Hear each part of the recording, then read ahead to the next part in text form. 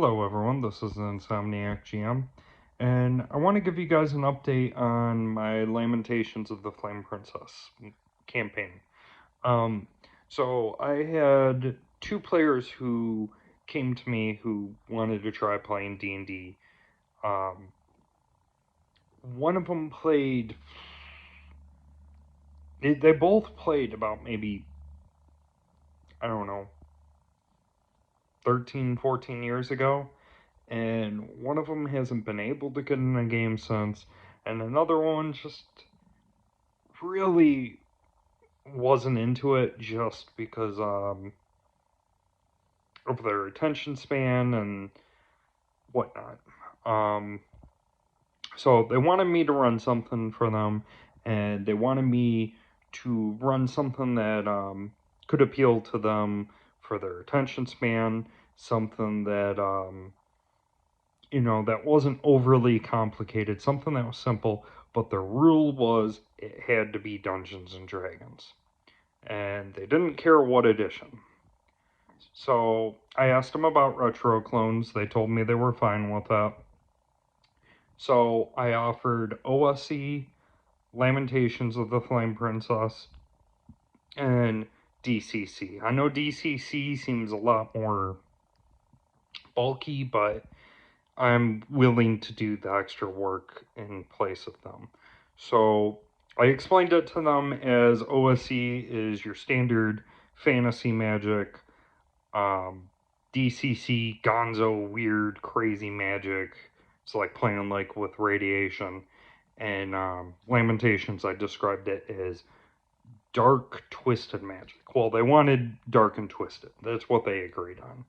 So their other rule was they really wanted a game focus on the Fae. And they also really wanted to focus on, like, they wanted to play elves. So I worked on a setting for them. I didn't quite finish the setting because I wanted to run a session one with them, a one slash like a zero, to kind of get more of a feel of how they want to play, and I'm glad I did that. So what I created was I did a setting that is kind of based on like Scotland. It's not Scotland, but the feel of the land and everything, that's what I'm going for. Now, what I did for the plot was there's the human world and there's the Fey world. And there are ley lines on Earth. And these ley lines make your magic more powerful and whatnot. And they are also the source of holding the Feywild together. They're like strings connecting Earth to the material world to the Fey world. Well, if these ley lines vanish, like the nexuses are destroyed in that, then the Fey world will collapse on itself, killing all the Fey in there. So the purpose of it is, a purpose of the campaign is these ley line nexuses are starting to disappear. They're being destroyed. And they're being destroyed by humanity expanding, growing their civilizations, um, spreading out throughout the world and whatnot. And this has caused issues for the Fae. There are Fae that are trying to handle it in their own manner. Um, there are Fae that question, you know, if there's a better way of going around it. And then there are ones who are just kind of like, in the sense of like, say, you and me, where you see people out there who explore and adventure out, but in real life, you and me, like, for most of you watching, we don't do that, you know. We live the typical life, and that's kind of where a lot of the Fae also are. Now, every moment they're trying to decide on what they want to do, how they're going to get involved, whatnot, is affecting the world because the Feywild moves 30 times faster than the material world. So the players decide they're going to go to the material world, try to fix some of the ley line nexuses, plant new portals and all that. And I made a bunch of boons for going into the Feywild. So the players left the Feywild, they came to Earth, or came to the material world, and right off the bat, I am so glad that I did not overly design the world, because it was in my head what I wanted to do is far different from what they wanted to play. So it was kind of talked about in like a session 0 before, like we had a session 0 like over the phone, and it was like discussed beforehand that the players were going to be heroes. But when we actually played, right off the bat, the players were evil. Flat out evil. Like, they are discussing genocide. They're speaking of how they're going to kill humans and how they want humans dead and this and that. And it came to the realization of not only me, but also the players that, you know what, this is an evil campaign. We're evil now. So we continued on with session 1. They ended up appearing in this town. I don't have my notes. I can't remember the name of the town. But when they came into the town, the fog was like up to their knees. And they're stumbling around and all that. And they realize like the streets are just lined with corpses. And they notice the buildings are burned, doors are smashed open, and windows are shattered, and nothing's stolen. And they start piecing together as it's going on, like everyone was murdering each other. And they start hearing these like bell noises in their heads. It's not coming from anywhere in town, but it's coming inside their head. And the players, they don't know this, they didn't investigate enough, they have questions, and I didn't answer these questions because their characters can investigate that. Their characters can look into it more, and if they choose not to, it can remain a mystery, or they can watch my YouTube channel. But because they were playing elves, they weren't affected by the mind-altering effects of the bell ringing in their head. So they explored the city and they came across a survivor, this knight. And this knight was wearing like a patchwork of armor. And so this town has a hero. And this title of hero is passed down from generation to generation. So this is the current generation's hero. Well, you know, the players like discussed killing him, but decided not to, and that, which, you know, he's going to be a threat for them if they try to. They can possibly kill him. Like, he's not overpowered, but he's strong enough to go toe to toe with the three of them. But they could also beat him where nobody dies, you know. But so they talked to him, and they found out that this ringing is going through the heads of many civilians. Well, pretty much everyone has gone crazy and from the ringing, and they've been murdering each other. And a select few people seem to have a strong enough of a will to resist this insanity, and he's one of them. And he's been trying to go around the city trying to find other people who are like him and trying to bring them back to a safe house to help them out. Well, he's not having a whole lot of luck. He's only found 3 other people, and he's still doing his search. Well, the players started questioning him, asking him where the where the noise is coming from.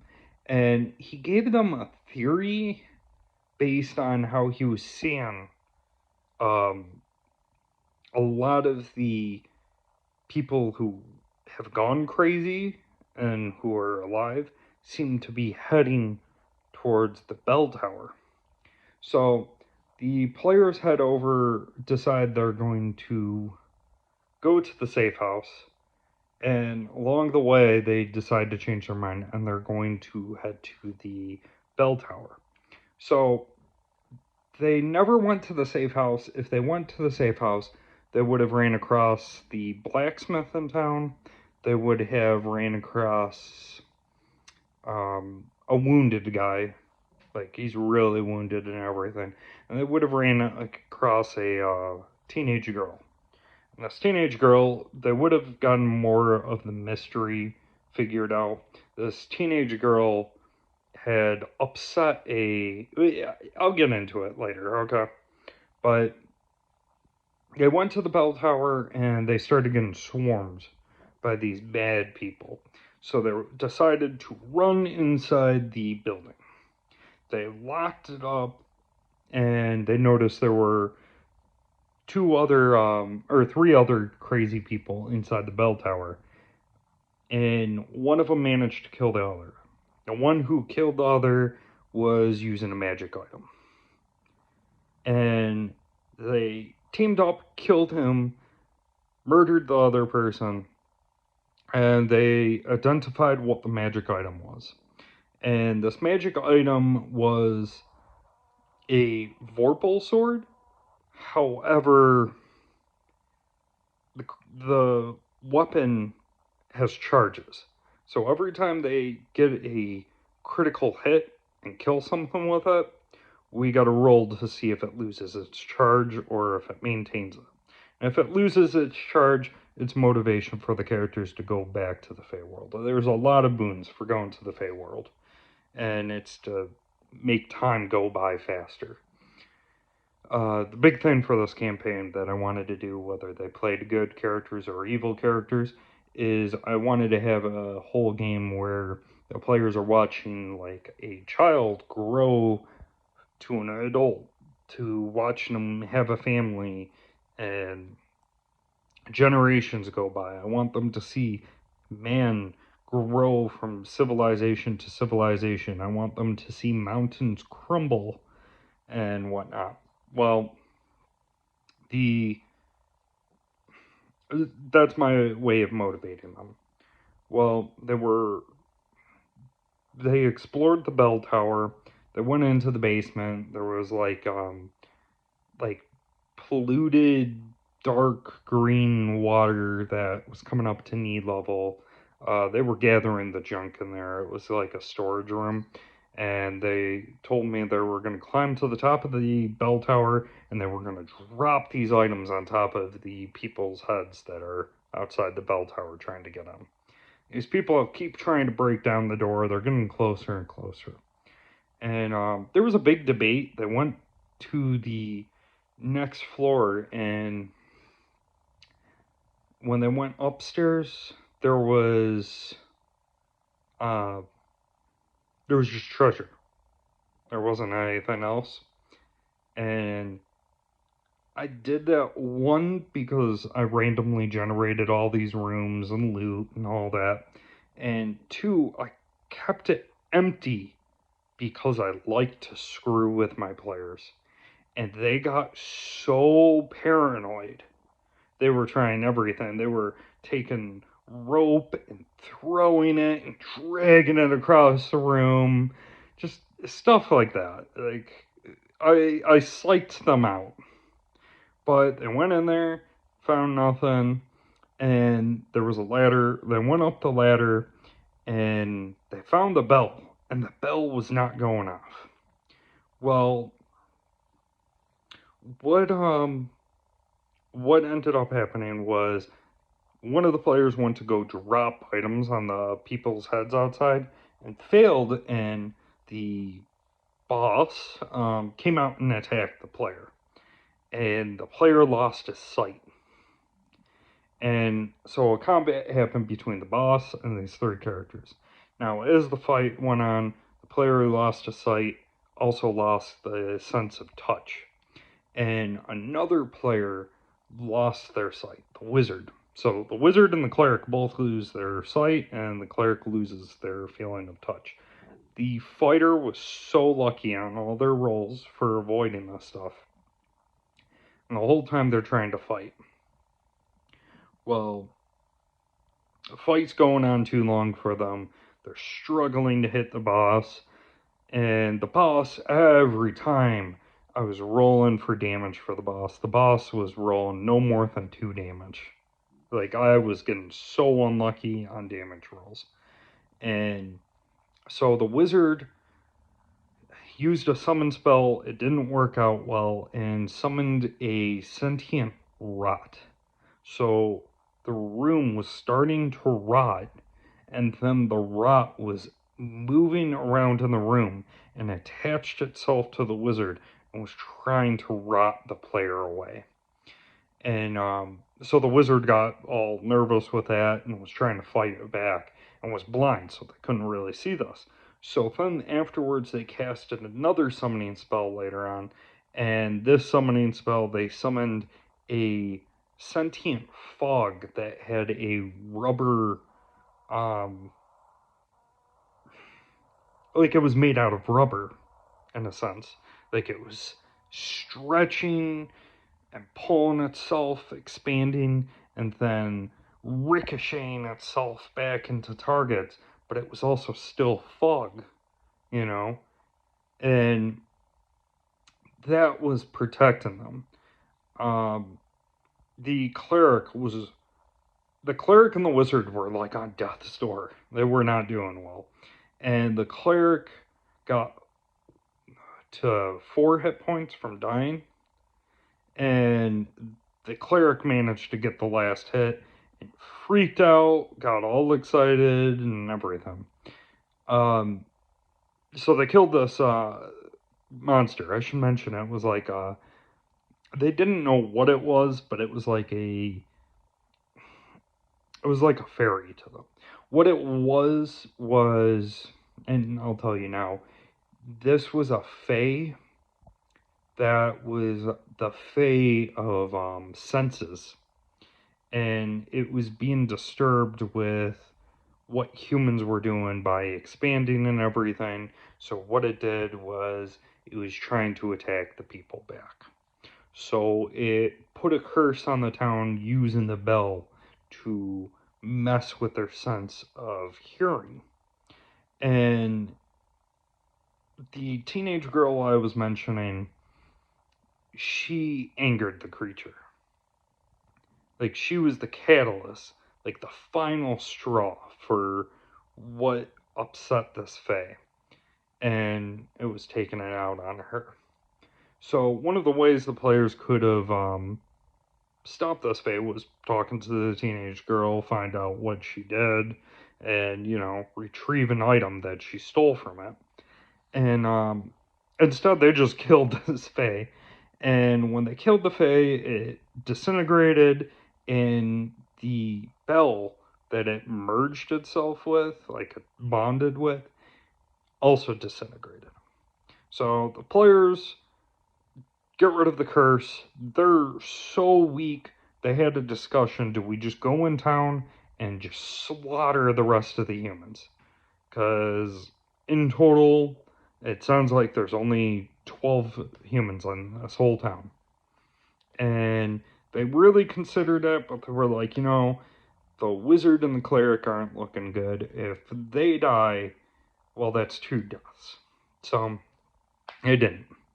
And I should mention, when I randomly generated the rooms, I rolled very good for treasure for them, so they got a lot of treasure. They planted a portal, so they have like a special tree they can plant, like a seed, and it'll grow into a tree, and there's a portal that only the Fae can use. They put it in the most inconvenient spot for humans, just to screw with them. And they went through the portal, they heal because healing's faster there. They spent their money to get trained so they could level up faster. And I explained that while they were there, the tree was torn down because they know at some point the humans cut it down. And 30 days have gone by. So the players get mad that the humans tear down this tree. They're tired of the humans already.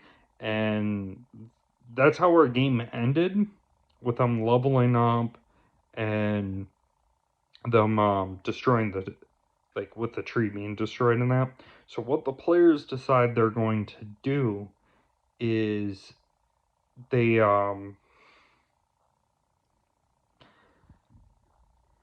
they decide sorry they decide they're going to work together to um attack the city. And so now, out of game, the three of them are going to talk about how they're going to go about this, how they're going to attack the city and kill it. um I'm already starting to work on session 2, and I'm curious how that's going to go. I'll share that when it happens. But I just want to give you guys that update, and you take care.